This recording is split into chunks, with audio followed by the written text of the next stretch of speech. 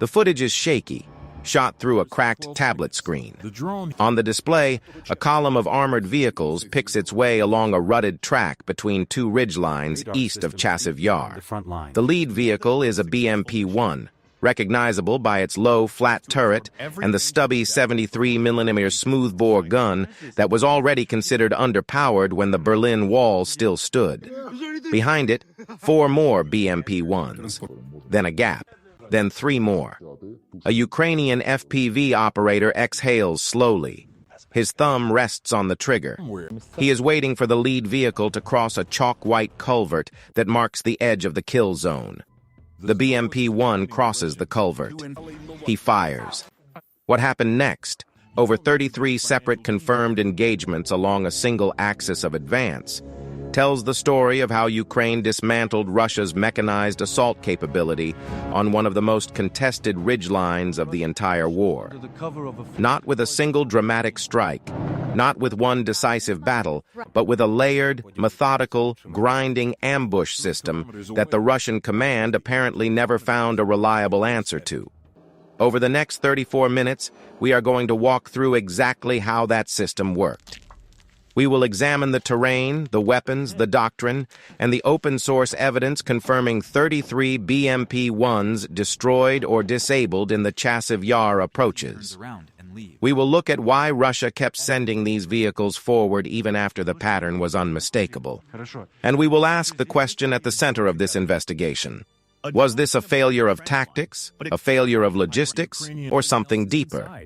A structural collapse in Russia's ability to regenerate modern armored forces? The answer changes how you read every future Russian mechanized operation on this front. Chasiv Yar sits on a natural escarpment above the Siversky Donets Canal system, roughly 8 kilometers west of Bakhmut.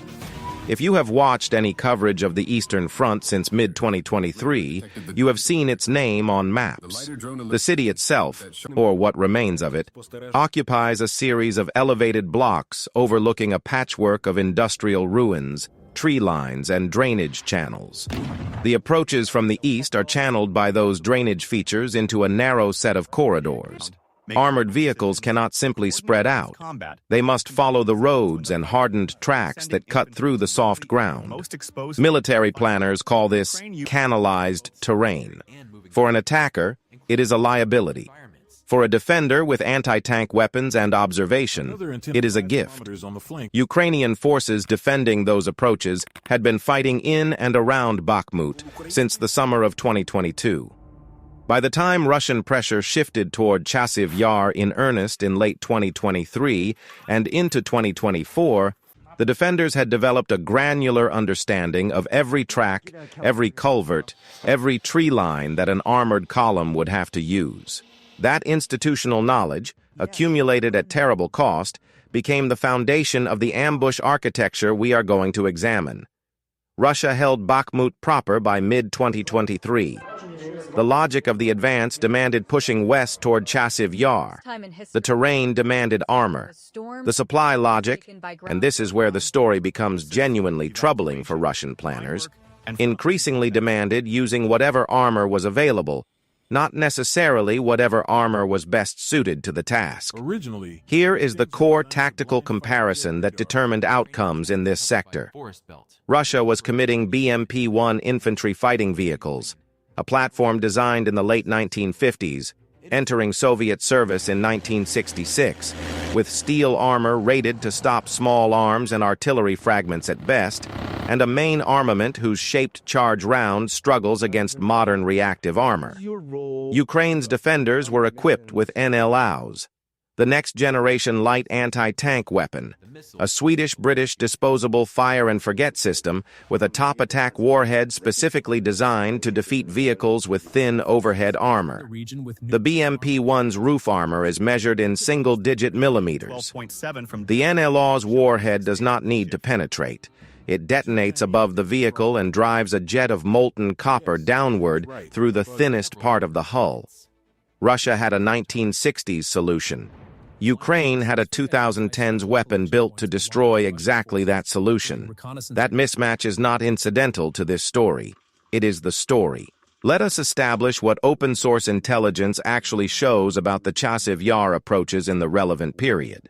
Oryx, the open-source equipment loss tracker that requires photo or video confirmation for every entry, had by early 2025 documented over 30 confirmed BMP-1 losses attributable to fighting in and around the Chasiv Yar axis. The documentation includes geolocated wreckage images, frontline footage, and in several cases Ukrainian military releases with confirmed coordinates that independent analysts verified against satellite imagery from Maxar and Planet Labs. These are not estimates. They are minimum confirmed figures. The actual number of vehicles damaged, disabled, or abandoned and subsequently destroyed is almost certainly higher. Open-source confirmation requires someone to photograph the wreck, identify the location, and upload the evidence. 33 is the conservative floor. Ukrainian military sources, including statements from the General Staff and brigade-level communications shared with journalists embedded in the sector, suggested the operational figure was closer to 40. Russian sources, the rare telegram channels that acknowledged losses at all, were characteristically opaque, referring to vehicles lost to technical failures or describing specific ambushes as isolated incidents rather than components of a systematic pattern. Intercepted communications, portions of which were released by Ukrainian military intelligence and subsequently analyzed by open-source researchers, told a more revealing story. In multiple exchanges between Russian unit commanders in the Chasiv Yar direction, the recurring theme was not the quality of Ukrainian resistance, that was taken as given, but confusion about where the anti-tank fire was coming from. Forward commanders reported that their vehicles were being struck from multiple directions and at unexpected ranges, suggesting they had not mapped the layered nature of the Ukrainian defensive system. That layered system is worth explaining in detail because it is the tactical innovation at the heart of this investigation. I spent time working through the available footage and tactical reporting on these engagements, and one detail kept coming back. The ambushes were not improvised. They were architecturally deliberate. There was a clear spatial logic to how Ukrainian defenders positioned anti-tank teams relative to FPV drone operators, and that logic was calibrated specifically to the limitations and strengths of each weapon system. Here is how it worked. The NLAW has an effective range of roughly 20 to 800 meters. It is a shoulder-fired disposable weapon. Each operator carries one, possibly two rounds. Its fire-and-forget guidance system tracks the target during a brief aiming phase and then guides the projectile autonomously. It is devastatingly effective against lightly armored vehicles at close range. Its limitation is that the operator must be relatively close and must achieve a stable firing position before launching. Once fired, the operator's weapon is spent. They need to withdraw or reach a replacement round. FPV drones have a different operational envelope. A skilled operator flying a modified racing quadcopter with an anti-armor warhead can engage at ranges from a few hundred meters out to 3 or 4 kilometers, depending on signal conditions and terrain masking. The FPV is slower to arm than a shoulder-fired weapon.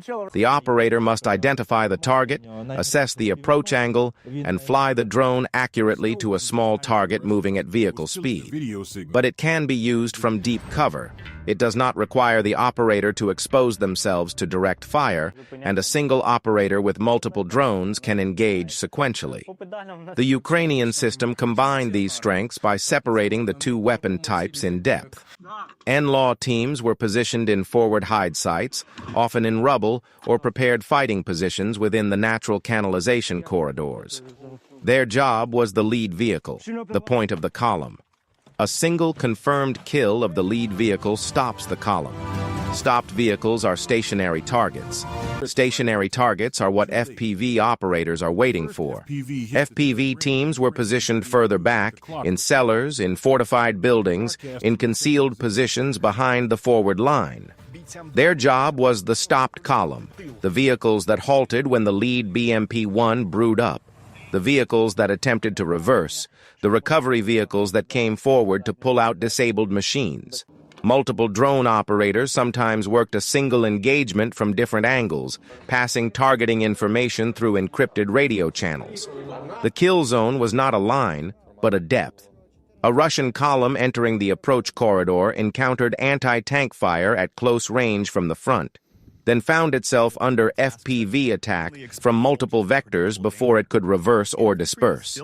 Vehicles that avoided the initial NLAW strike drove into the FPV engagement envelope. Vehicles that turned back encountered follow-up NLAW fire from secondary positions. The approach corridor, by design, offered no safe direction of movement once the ambush was triggered. Here is where the story gets most interesting. Around 4 minutes in, you will understand the moment that recast the operational picture for both sides. The specific engagement sequence that Ukrainian defenders and Russian commanders both appear to have recognized as a turning point in the sector. According to frontline reporting corroborated by drone footage released in late 2023, a Russian assault element attempted to address the ambush problem by sending dismounted infantry ahead of the vehicle column to clear suspected NLAW positions. This was a tactically reasonable response. Infantry can move through cover that vehicles cannot. They can flush anti-tank teams from prepared positions, and they reduce the effectiveness of fire-and-forget weapons that require a brief, unobstructed line of sight. The problem was timing. The dismounted infantry moved slowly. The BMP-1s, carrying additional troops, followed at distance. The gap between the infantry screen and the vehicle column created a new vulnerability. The infantry were now separated from the armor protection of the BMPs, and the BMPs were now isolated from the dismounted protection of the infantry. Ukrainian FPV operators adjusted. They let the infantry screen pass. They struck the now isolated BMP column. Russian infantry, hearing the explosions behind them and seeing their vehicles burning, faced the choice of retreating through open ground or pressing forward without armored support. In multiple documented instances, they retreated. The attack collapsed. This cycle, the Russian tactical adjustment, the Ukrainian counter-adjustment, the renewed Russian assault, the renewed destruction, repeated itself across the documented engagement sequence. By the time the Oryx count reached the low 30s, open-source analysts were noting something unusual in the footage. Many of the later BMP-1 losses showed vehicles attempting to reverse before being struck, which suggested crew awareness of the ambush but insufficient time or space to escape it. The architecture of the kill zone had been refined to account for exactly that defensive maneuver. Now consider the weapon specifications in more detail, because the engineering realities matter enormously to understanding why this outcome was not a fluke. The NLAW, formerly the MBT Law, or Main Battle Tank and Light Anti-Armor Weapon, was developed jointly by Saab Bofors Dynamics and Thales Air Defense. It entered British service in 2009 and was supplied to Ukraine in large quantities beginning in early 2022. The weapon uses a predicted line of sight guidance mode. The operator holds the sight on the target for a few seconds. The system calculates the target's motion vector, and on firing, the projectile follows a curved trajectory that intercepts the predicted future position of the target. For a vehicle moving at steady speed along a constrained corridor, exactly the scenario of an armored column on a canalized approach route, this guidance mode is highly effective. The overfly attack mode detonates the warhead above the vehicle's thinnest armor. Against a BMP-1, whose roof armor ranges from approximately 6 to 16 millimeters of rolled steel, an overfly detonation produces catastrophic results. The internal layout of the BMP-1 compounds the problem. Unlike more modern infantry fighting vehicles, the BMP-1 carries its fuel in tanks positioned along the hull sides and rear, the same areas exposed to fragment spray from above attack munitions. Its ammunition stowage for the 73mm gun is partially internal and partially in the turret bustle. A penetrating strike from above that ignites the fuel or detonates the ammunition produces the secondary explosions visible in so much of the documented footage. what military analysts call a catastrophic kill, meaning the vehicle is not merely disabled, but destroyed beyond any recovery. The FPV drones used in these engagements were typically modified racing quadcopters carrying adapted anti-armor warheads. The most common configuration in the Chasiv Yar period appears to have been PG-7 rocket-propelled grenade warheads adapted for drone carriage, though some footage shows larger-shaped charges. The drone's shaped charge, even without an overfly mode, is sufficient to penetrate BMP-1 armor at almost any angle, given that vehicle's thin protection. Ukrainian drone operators in this sector had developed techniques for attacking BMP-1s from the side or rear, where the armor is equivalent to or thinner than the roof, and from above when the vehicle's orientation permitted. What stands out about this combination, NLAW plus FPV, is not simply that it worked. It is that it was specifically calibrated to the vulnerability profile of the vehicle Russia was sending into the corridor. This was not a generic anti-armor system deployed against a generic target. This was a weapons pairing chosen and refined in response to what Russian logistics had made available. Ukrainian defenders were not just fighting Russian vehicles, they were exploiting Russian supply failures. That brings us to the question of why Russia was sending BMP-1s at all. If you follow this war seriously, the answer probably does not surprise you, but it should alarm you in its implications. The BMP-1 is not Russia's preferred vehicle for mechanized assault. Russia fields BMP-2s and BMP-3s, which offer meaningfully better firepower and marginally better protection, as well as BTR series wheeled APCs and the more modern Kurganets 25 in limited numbers. The BMP-1 occupies the bottom rung of Russia's operational inventory, a platform kept in storage precisely because newer vehicles were supposed to replace it. The trajectory of Russia's vehicle losses since February 2022 explains the arithmetic. According to Oryx's cumulative confirmed loss data, Russia had lost well over 1,500 infantry fighting vehicles of all types by early 2025, with BMP-2s accounting for a large portion of confirmed losses given their more common deployment. The BMP-3, produced in much smaller numbers, saw its confirmed losses mount steadily through 2023 and 2024. Replacements from domestic production were running at a fraction of the loss rate. Russian defense industry, constrained by sanctions-driven component shortages and decades of underinvestment in manufacturing capacity, could not regenerate modern IFV losses at combat tempo. What Russia could do was pull BMP-1s from long-term storage. Satellite imagery of Russian armor storage facilities, depots at Buryatia, the Central Military District facilities, the storage yards visible in open commercial imagery, showed significant drawdowns of stored vehicles through 2023 and 2024. The vehicles emerging from those depots were often in poor mechanical condition.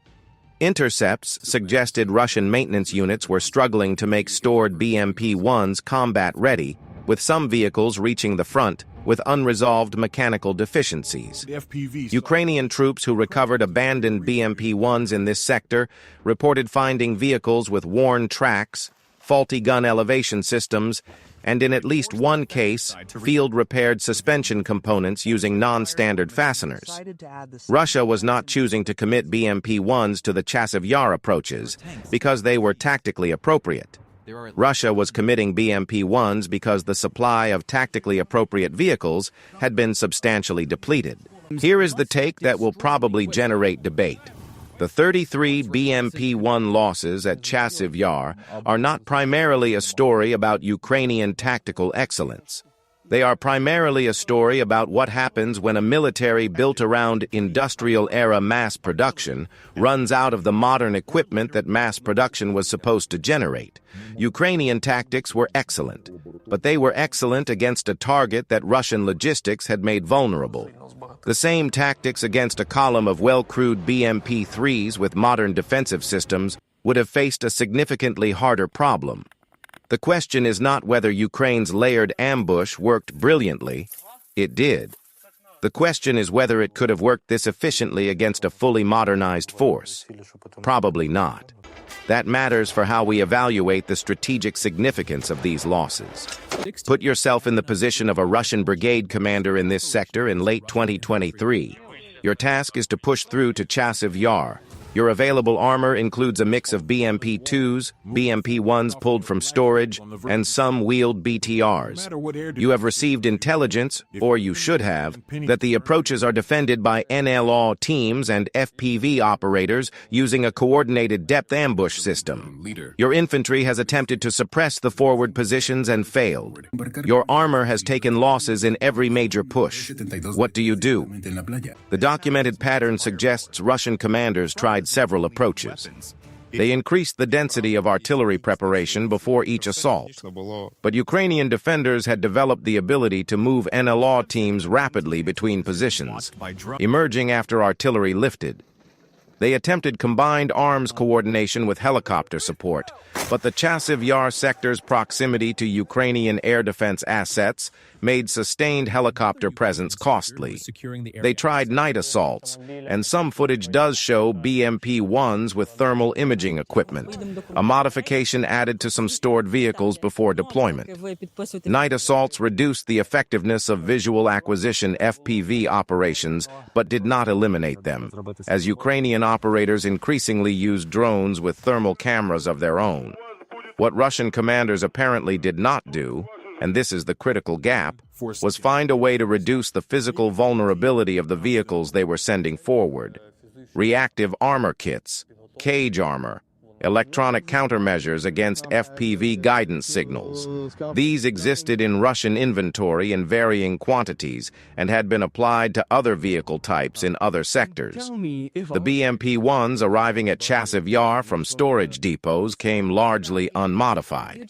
Applying cage armor or ERA to stored vehicles requires time, workshop capacity, and trained personnel, resources that appear to have been stretched thin across the entire front. The result was a cycle that Oryx's documentation captures in granular detail. Assault, loss, assault, loss. The individual engagements were not identical. The terrain varied, the time of day varied, the exact weapon mix varied, but the outcome was consistent enough that open-source analysts began tracking the Chasiv Yar axis as a specific case study in layered anti-armor defense. We dug through months of geolocation work on these confirmed losses, and one pattern in the distribution of wreckage locations stands out. The destroyed BMP-1s are not scattered randomly across the approach routes.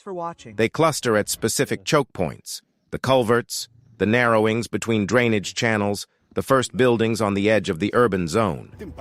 These are precisely the locations where a vehicle column must slow, where the path narrows to a single track, where escape routes are most limited. The kill zones were not chosen arbitrarily. They were chosen by people who had studied the terrain with the intensity that only months of defensive preparation provides.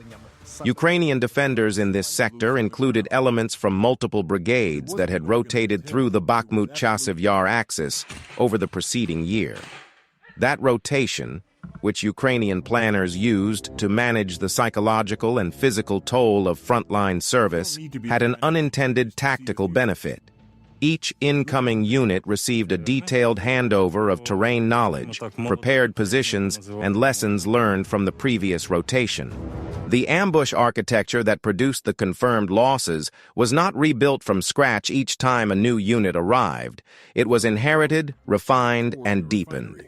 If you have been following the Eastern Front closely, and if you are watching this, you probably have, here is why this specific episode matters beyond the numbers. 33 confirmed BMP-1 losses represent somewhere between 300 and 400 trained infantry fighting vehicle crew members taken out of the Russian order of battle in a single sector. Crews cannot be replaced as easily as vehicles. Training a BMP crew to operate effectively in combined arms, the kind of training that might have allowed Russian tactics to adapt faster to the Ukrainian ambush system, requires time that the tempo of operations in 2023 and 2024 did not allow.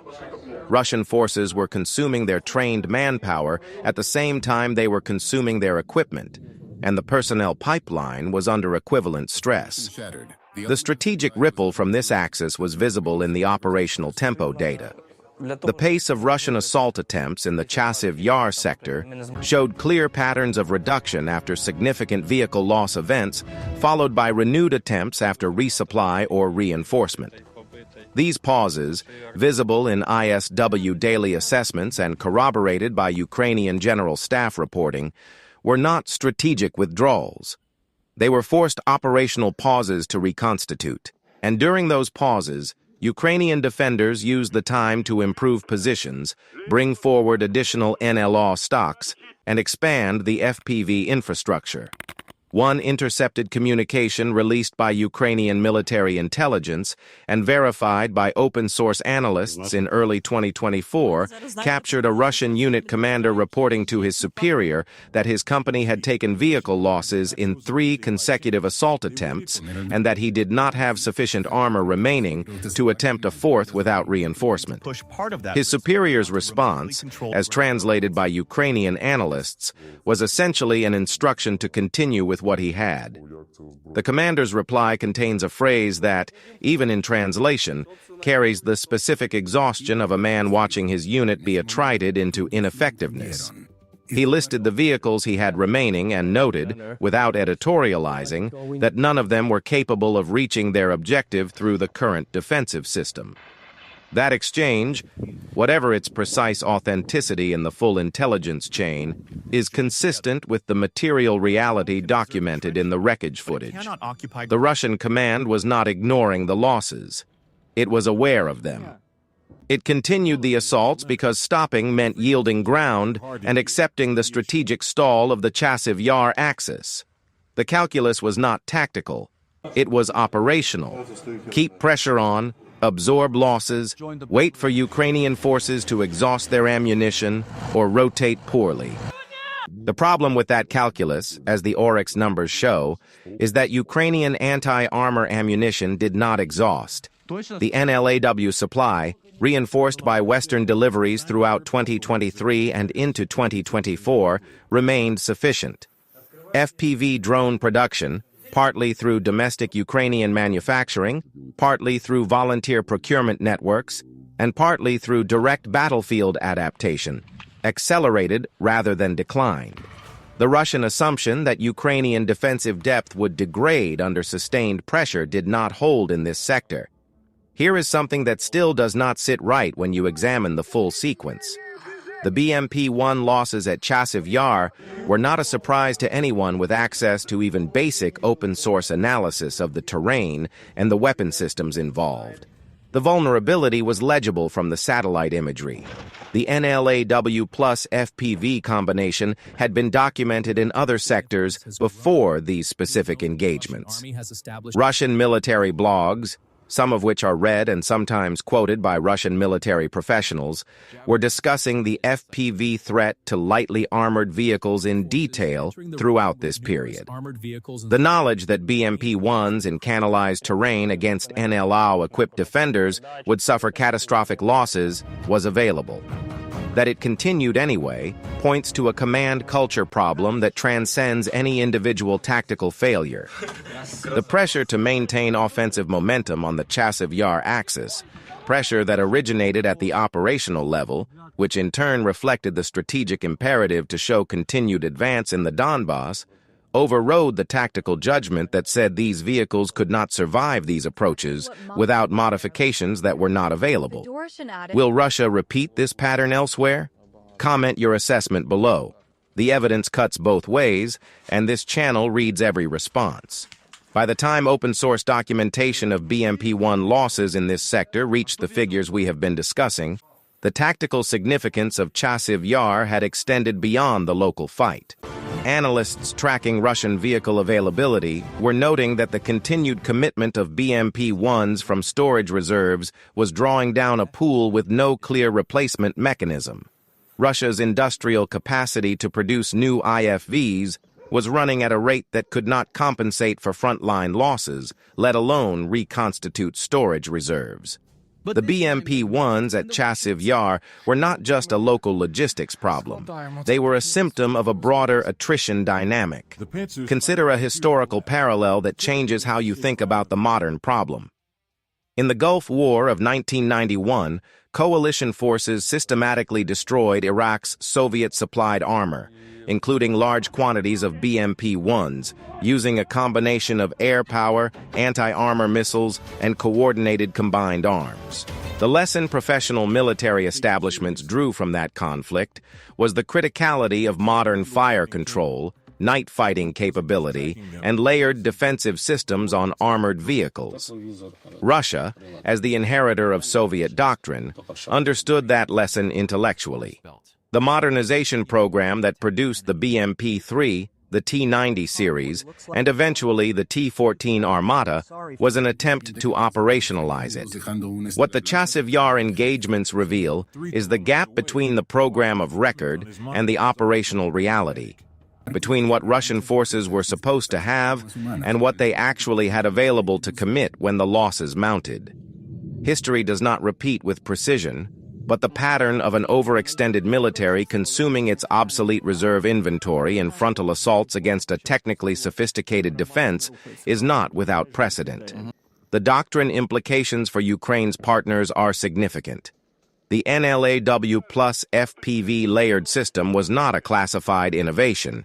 It was built from off-the-shelf weapons using principles that any competent defense professional could have described. What made it work was the terrain knowledge, the depth of defensive preparation, the coordination between weapon types, and, critically, the sustained supply of NLAW rounds that kept the forward anti-tank teams equipped across multiple engagement cycles. The lesson for NATO planners is not that this specific combination works everywhere. It is that matching weapon systems to the vulnerability profile of the attacker's available platforms and then sustaining ammunition supply to exploit that match produces disproportionate returns. The lesson for Russian planners, if they were willing to read it honestly, would be harder to absorb. It is not primarily a lesson about tactics. It is a lesson about the strategic cost of allowing modern equipment programs to lag behind operational requirements, and about the institutional dynamics that prevent commanders from reporting honestly upward when the vehicles they have been given are not adequate for the tasks they have been assigned. 33 confirmed BMP-1 losses. Each one represents a crew, an assault attempt, a tactical plan that the vehicle did not survive. The cumulative effect was not just the loss of hardware, it was the degradation of the Russian assault force's confidence in the approach routes, its belief that another attempt would yield different results, its ability to sustain pressure on one of the war's most fortified ridgelines. Chasiv Yar had not fallen as of the time of this investigation. The approaches that produced 33 confirmed wrecks remain contested. Russian forces continue to attempt advances in the sector. Though the vehicle composition of those assault elements has shifted, there is less BMP-1 footage in more recent engagement documentation, suggesting that even the storage reserve feeding this axis has reached some kind of limit. What comes next on this axis depends on variables that no open-source analyst can fully predict. The rate of Western NLAW resupply, the availability of Russian replacement vehicles, the tactical decisions made by commanders working in real time with information we will not see for months. But the pattern documented in the 33 confirmed losses provides a baseline. An attacker using obsolete, unmodified armor on canalized terrain against defenders with matched anti-armor systems and layered depth will absorb losses at rates that exceed operational sustainability. That finding does not require access to classified intelligence. It is visible in the wreckage. 3 questions are worth sitting with as this investigation closes. Could Russia have prevented these losses by applying reactive armor and cage protection to the BMP-1s before committing them? The evidence suggests this would have reduced casualties but not eliminated them. ERA is less effective against top attack munitions, and cage armor has demonstrated limited effectiveness against FPV-delivered shaped charges. It might have reduced the loss rate by a meaningful fraction, but the fundamental mismatch between a 1960s vehicle and 2020's anti-armor systems would have persisted. How does what happened at Chasiv Yar change doctrine for NATO members watching this war? The combination of disposable fire-and-forget anti-tank weapons and FPV drones in a layered depth system offers a model for defensive operations that is far cheaper than the offensive systems it defeats. A defender equipped with this combination at scale can impose unsustainable attrition on an attacker even without air superiority or heavy artillery. That changes the calculus for territorial defense planning in ways that NATO's eastern members are already absorbing. And the question that probably matters most for the next phase of this war: what is Russia's next mechanized option on the Chasiv Yar axis, and will Ukrainian OSINT analysts see it coming before it arrives? That is the question we will be tracking. If this kind of forensic examination of frontline evidence is what you are here for, subscribe to Frontline Truth. We publish OSINT investigations like this every week. Raw evidence, verified numbers, no exaggeration in either direction. The war is complex enough without embellishment. Hit subscribe, and we will be back when the next confirmed dataset is ready to examine.